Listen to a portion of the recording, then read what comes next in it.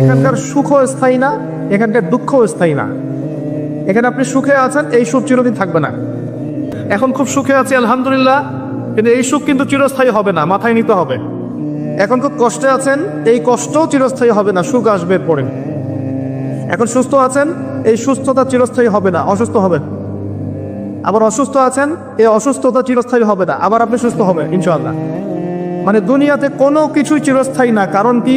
কারণ দুনিয়াটাই তো চিরস্থায়ী না, সব টেম্পোরারি। এটা হচ্ছে দুনিয়ার বাস্তবতা, হাকিকত। কোনটা স্থায়ী? ওয়াল আখিরাতু খায়রুন ওয়া আবকা। আখিরাত হচ্ছে চিরস্থায়ী এবং উত্তম, এটা স্থায়ী। এখানে যে খারাপ আমল নিয়ে যাবে, অনন্তকাল ওই খারাপ আমলের ফল তাকে ভোগ করতে হবে। ওখানে যে সৎ আমল নিয়ে যাবে, ঈমান নিয়ে যাবে, অনন্তকাল সে সুখ এবং স্বাচ্ছন্দ্যে থাকবে ইনশাআল্লাহ।